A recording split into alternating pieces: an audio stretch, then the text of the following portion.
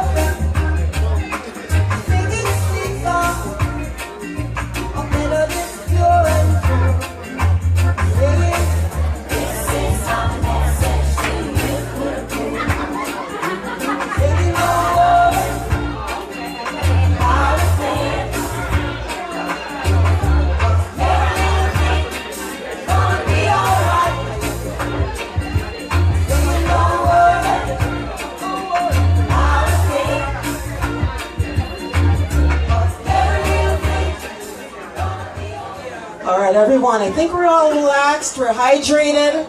Your water is very important. Your body is 70% water, so make sure you're drinking enough, all right? All right, the next person we're going to introduce is none other than Ms. Cherie Sutton. She wears many hats and considers her greatest accomplishment to be her son, Kiwan.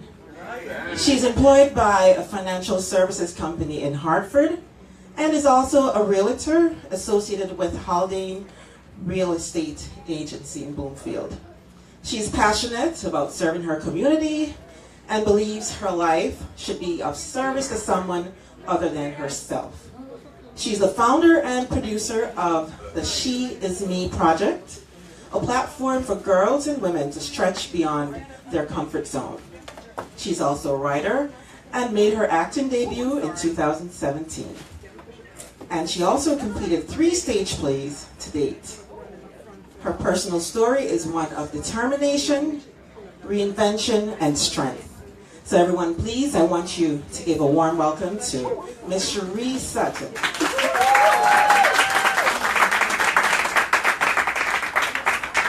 Hello, hello, hello. Good afternoon, everyone. Are you enjoying yourself so far? Didn't sound like it. Okay, that's better. As the lovely MC said, my name is Cherie Sutton. And yes, my greatest accomplishment since I've been on this earth is to be mother to my son, Kiwan, who's right over here.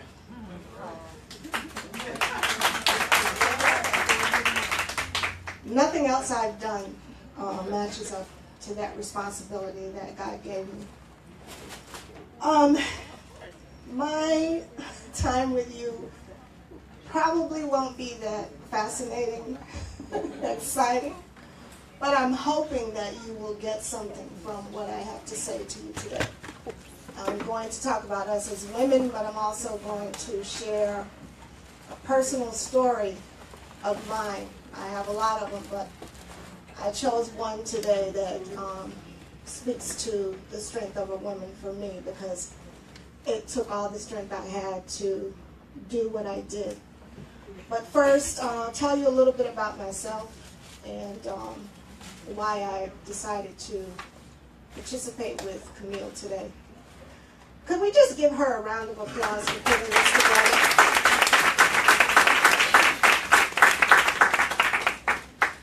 Unless you're involved in these types of events, I don't think anyone understands what it takes to bring something like this together.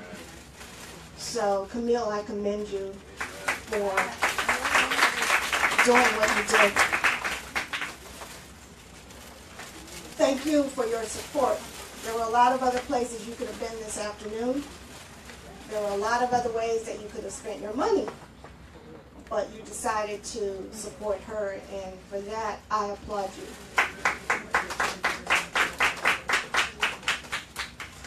And I know some of you just worked out, so you'll be excused from this little few minutes.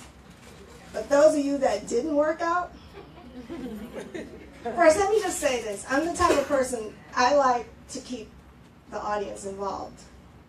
I'm going to talk to you, I'm going to ask you questions, I'm going to pick on you, so that's just me. So when I ask you to do that, please humor me and do what I ask.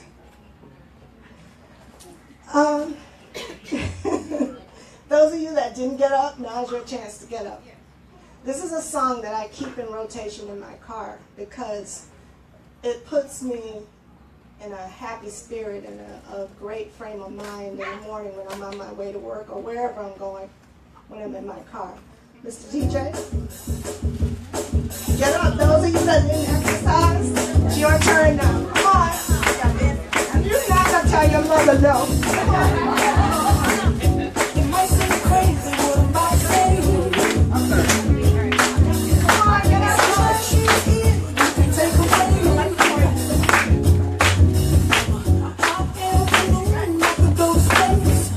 You're excused. With the air, but I don't care, baby, by the way. Because I'm happy how long if you feel like the room is out of the roof. Because I'm happy how long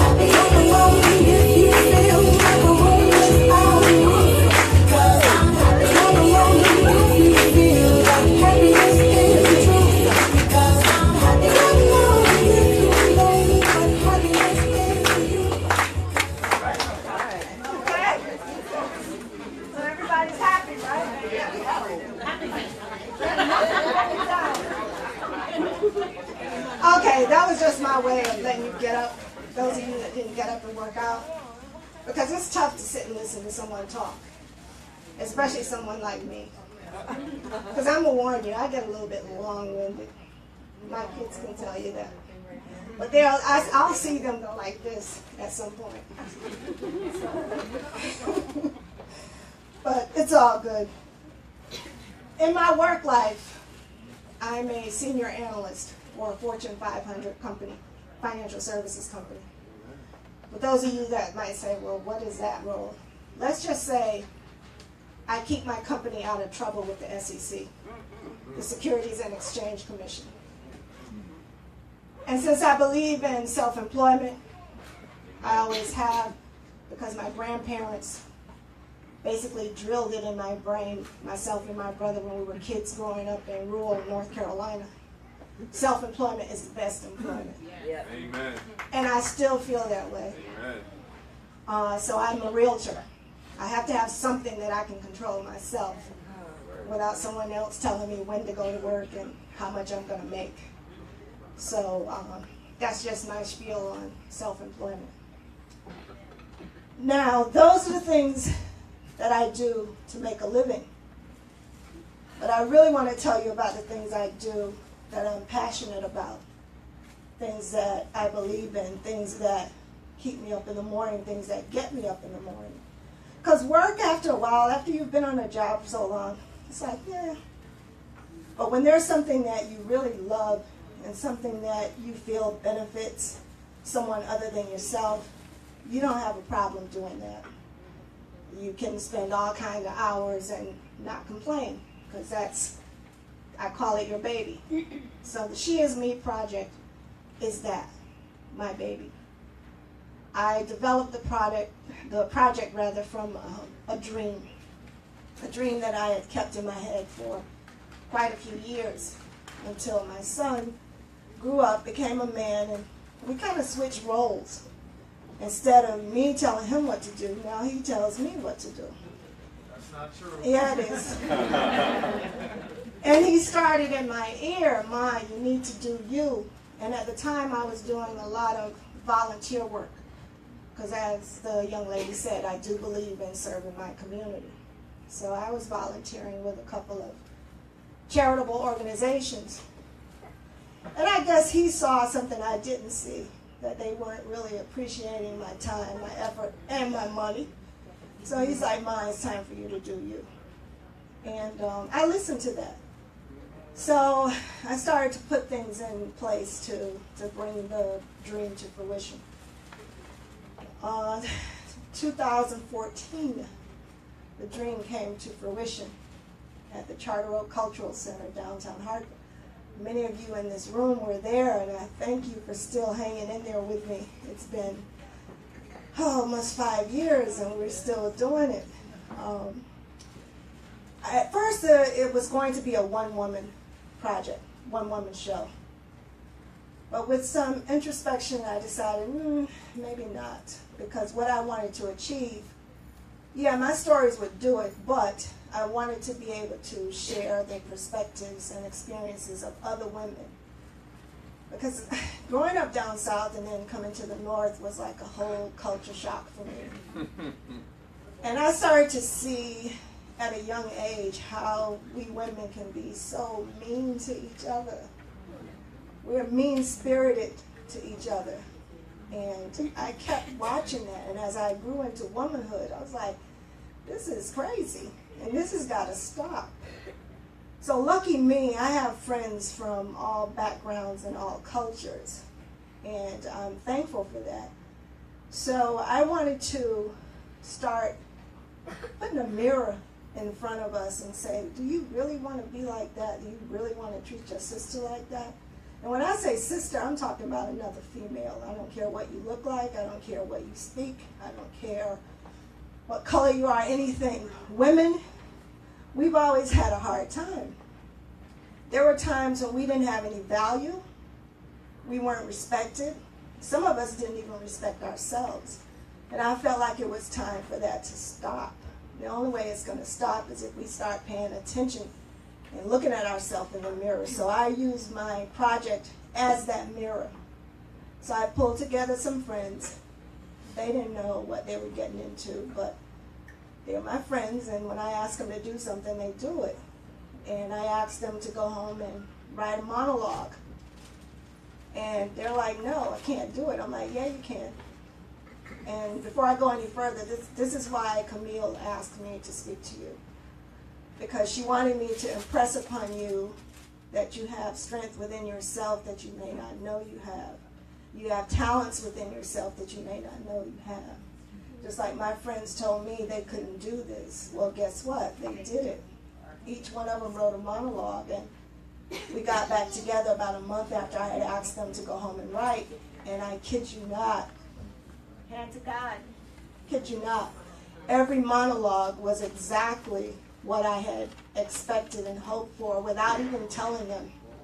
I said, just go home and write something. It can be your story, it can be someone else's story, just write it. And we covered, the topics we covered were low self-esteem, being the victim of infidelity and overcoming it, being the victim of making silly mistakes and costing you a home that you worked hard for that you had to walk away from. We just talked about our experiences. And I was so touched because we were a brand new production company. No one had ever heard of She Is Me before. And in our community, when you're trying to start something, as Camille will attest to, it's hard. People don't want to, oh, why, what is this? What am I getting out of it? Well, you'd be surprised what you would get out of it. But anyway, we did it. And I'm happy to say for a brand new production, first time, we had over 100 people in the audience.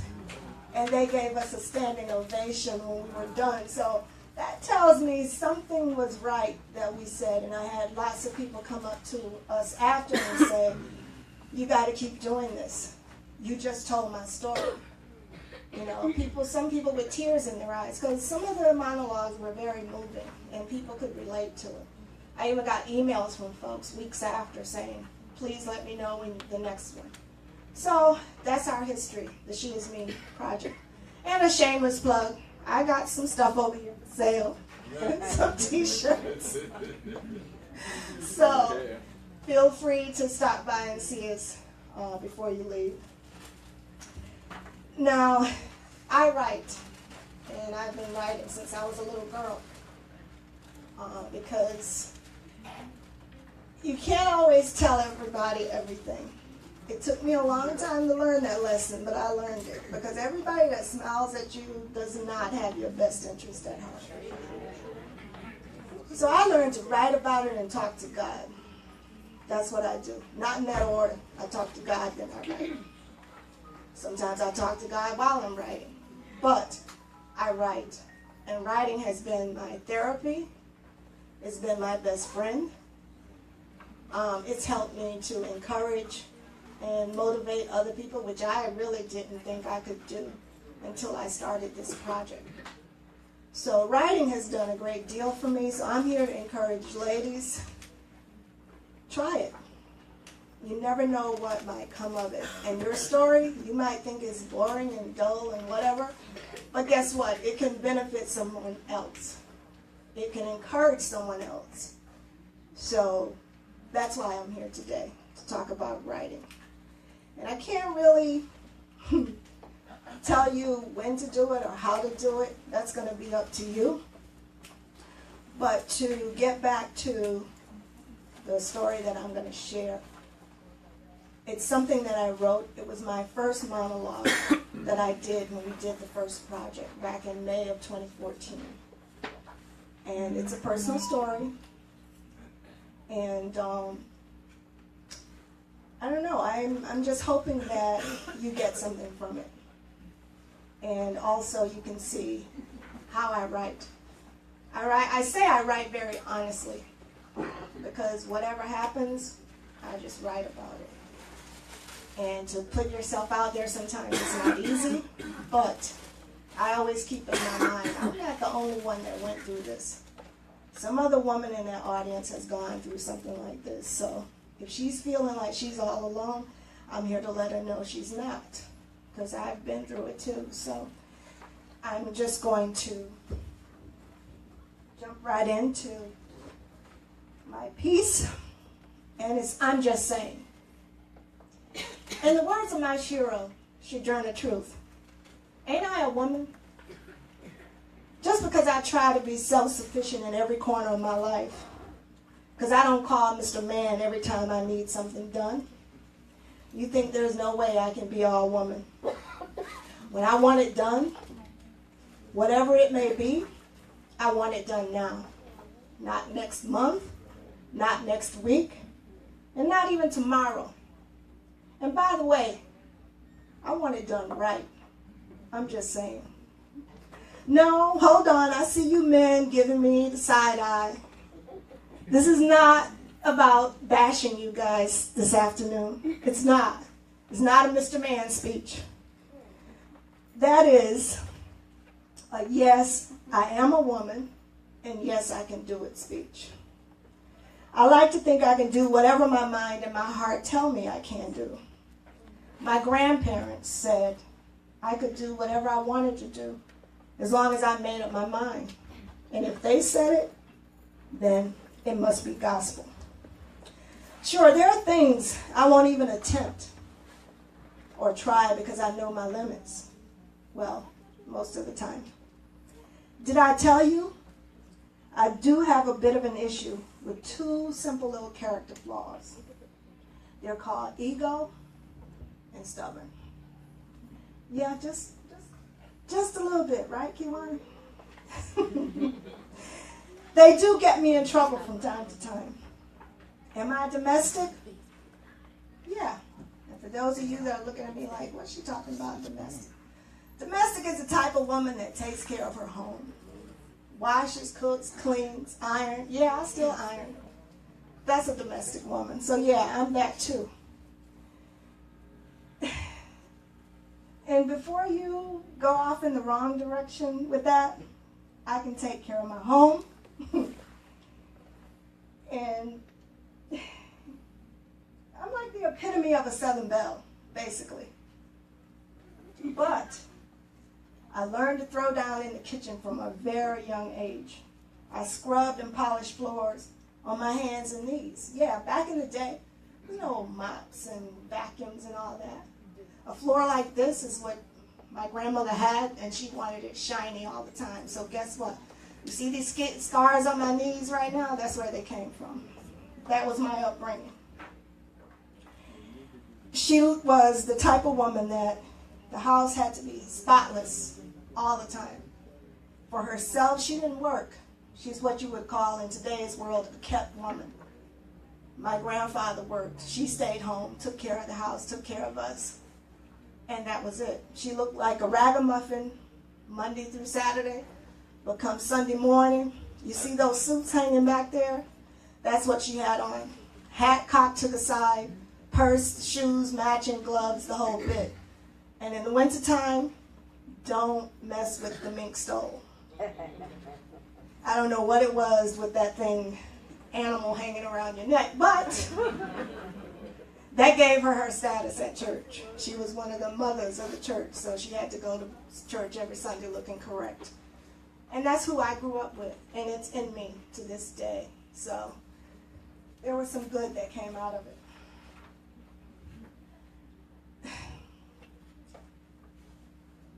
She never learned how to drive. And I used to have to watch her wait for either my uncle or my grandfather to take her wherever she wanted to go. And I used to always say to myself, that ain't going to be me.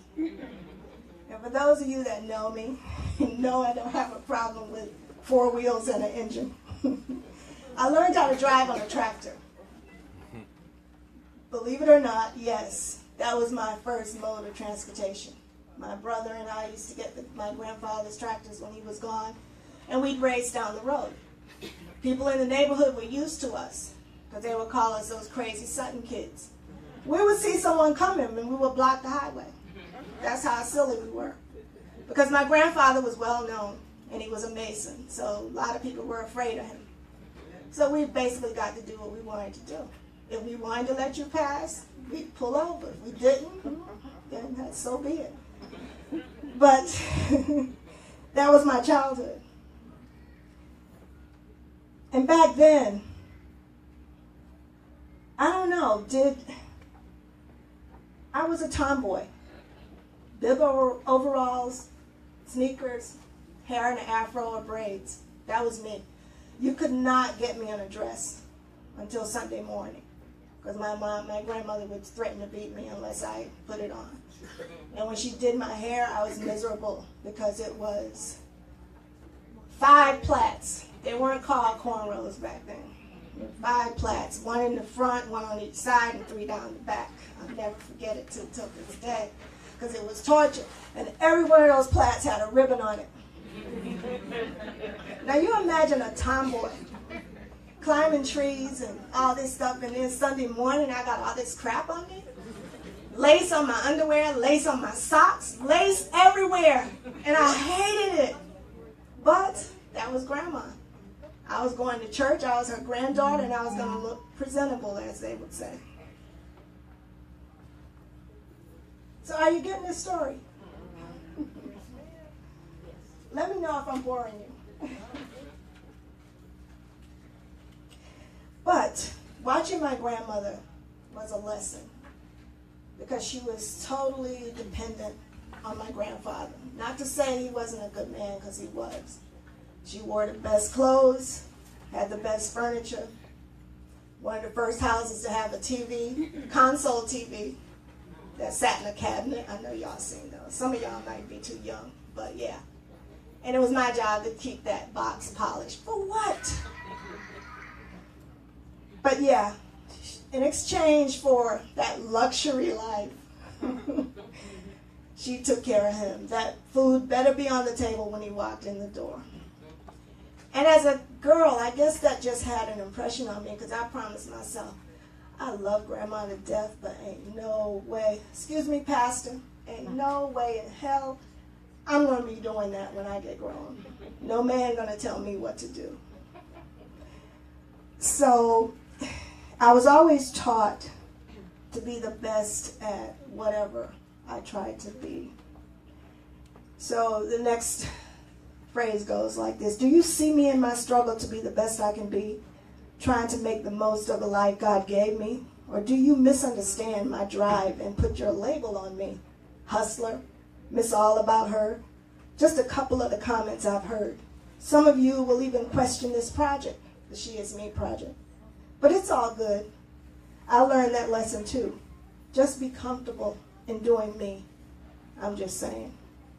Cooking, I didn't get these hips by accident.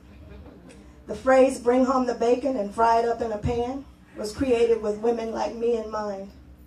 Yeah, I work hard for the dough to buy the bacon, turkey these days, and can even cook for a king once I get it home. I'm just saying. Sure, I mow my own lawn every week. Nothing like a nice, neat, green lawn. Yep, I apply the lime, the fertilizer, the weed and feed too. Even aerate it from time to time.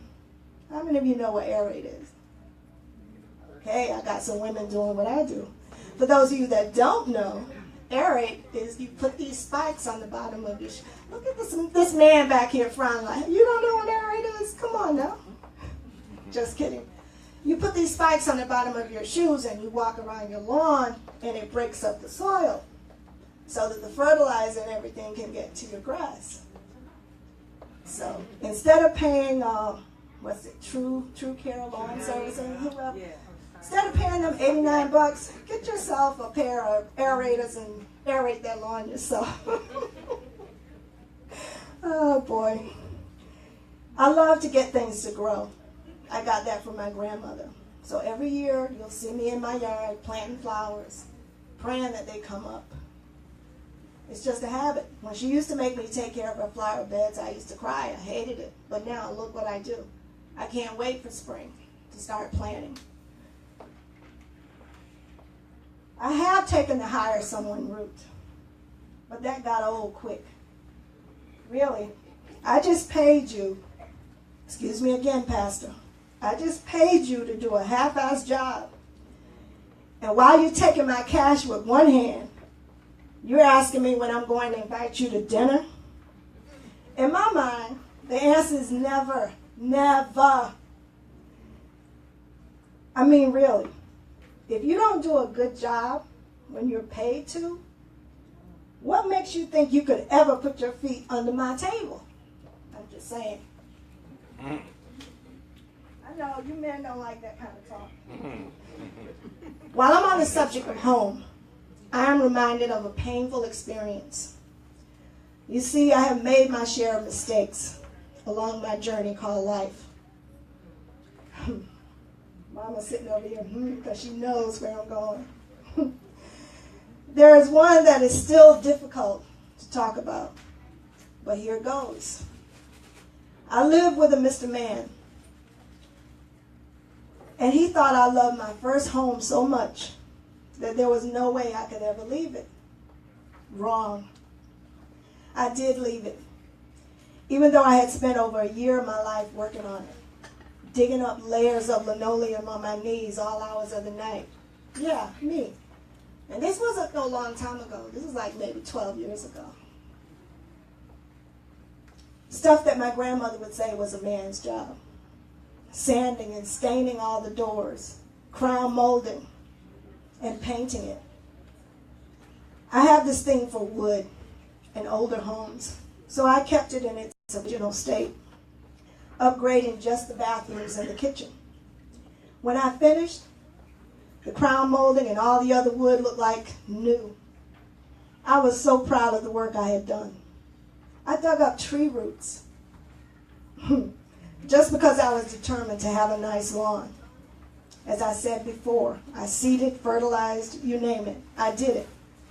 I could hear Grandma saying, "Those are not things a woman should be doing, child."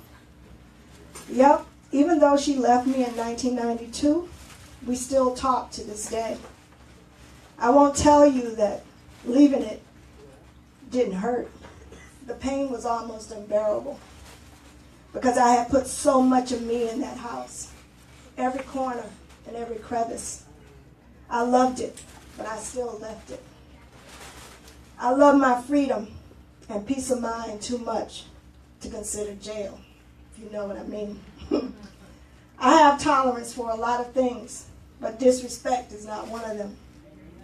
I put on my big girl panties, held back my tears, packed up what I wanted, and threw away the rest. What? Did you think I was going to leave it for some other woman? Hell no. No, I'd rather see it in the garbage. Principle is a hell of a thing, you know, and I live by mine. I did take the legal route because I see some of you looking at me like, she's crazy. I'm not leaving my house. No, I left it. But I took legal action, and it was worth it. Besides, God got me. He blessed me with that one, and he blessed me with another one. And I might add a better one. One I didn't have to work so hard on. Well, except maybe the yard. I'm just saying. I know I'm not the only woman out there that has my mentality. We're out there. There's some of you in this room. We can take care of our homes, handle our business, both outside and in the home. I'm just saying. Yeah, I went there because I know some of you were wondering about that. Did I tell you I'm psychic too? I've grown up and I've learned some lessons. I really have. Had some painful ones as it relates to men, but valuable just the same. I learned I'm too special to be mistreated. I deserve the best, and most importantly, I have options. And settling, well, that's not an option. I learned to appreciate a good man when you come across one. Oh yeah, I had my spoiled moments too. Mr. Worthy Man, yes, that's my name for him. I learned a lot about me and what makes me tick. Kiwan, cover your ears. I'm turned on by ambition.